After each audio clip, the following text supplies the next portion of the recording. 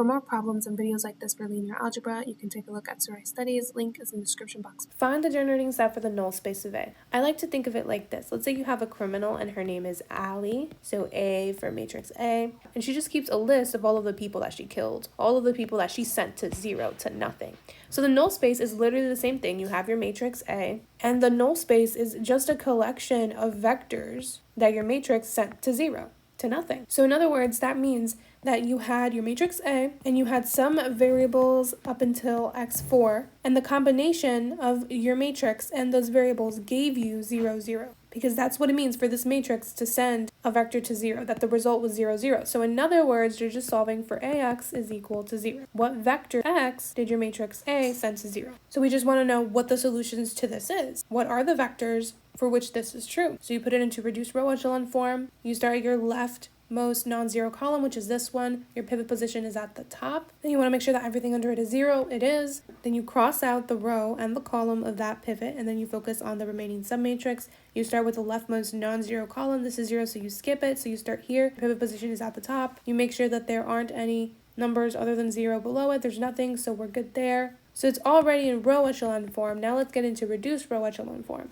So you just work backwards, remember 1c. So the first thing we need to do is get this to be a 1. So we just divide row 2 by 2, because to get this to be a 1, it has to be divided by 2. And whatever you do to 1, you have to do to the entire row. So that's why we do the whole row divided by 2. That's going to give us this. So the only thing that changed was row 2, and now we have a 1. Then the next step is to make sure that it's the only one number in that column, other than 0. So here we have a 4, so we need to kill this 4, and we need to use what's inside our pivot position to do so. So we want to kill something in row 1, this 4. We want to use whatever is in our pivot position to do so, which is in row 2, and then whatever is here goes here, that's row 1. And then to find out what I need to do to this so that this becomes 0, I'm going to write down my rows that I see here. And then I ask myself, what's my goal? My goal is for this 1, 2, third one to be 0. So 1, 2, third one should be 0. To get it to be 0, I would have to multiply by -4, but what I do to one entry, I have to do to the rest of them, which is why I have to do the entire row by -4. But it doesn't really matter because they're all zeros, and so you can just add. You have 1 plus 0, that's 1, this is -6, and these are zeros. And then this is my new row 1. So now, because I only changed row 1, that's the only thing that's going to change, and row 2 stays the same. Now you're in reduced row echelon form, because now you have all your leading entries as 1s, and they're the only one number in that column. So here, 1 is the only number other than 0. Here, 1 is the only number other than 0. So you're good. It's a reduced row echelon form.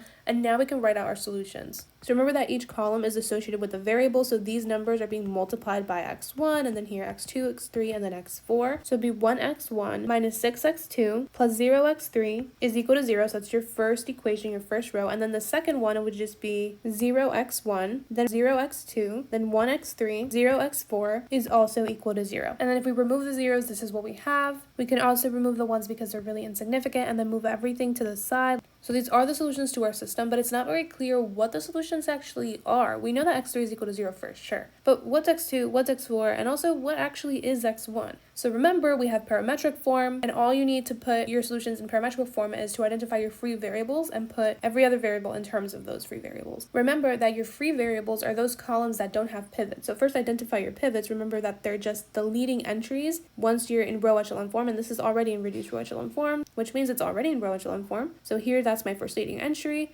and then skip until I get to an actual number that's not 0. That's my leading entry. So remember that a leading entry is just the first non-zero number you see in each row. So these are my pivot columns. My free variables are associated with the columns that are not pivot columns. So therefore, these are not pivot columns, and therefore x2 and x4 are free variables. Then your second step is to write your other variables in terms of your free variables. All that just means is move your free variables to the other side. So x2 is equal to x2, so x2 can literally be anything, and x4 can also be equal to x4. And so you want the terms of every variable to either be x2 or x4. This is already done, but then we can move to the other side, and then it just becomes a positive. So then we have x1 is equal to x2. Let me rearrange this in order. And now we have explicit solutions for each and every single one of our variables. This is already in parametric form, but we want to put it in parametric vector form. Parametric form is just take out the free variables. So take out x2 and then put a vector, then plus x4 and then put a vector. And then all you're going to do is you're going to say, how many x2s are here? 6. So you write down 6. How many x2s are here? 1. How many x2s are here? 0. How many x2s are here? Also 0.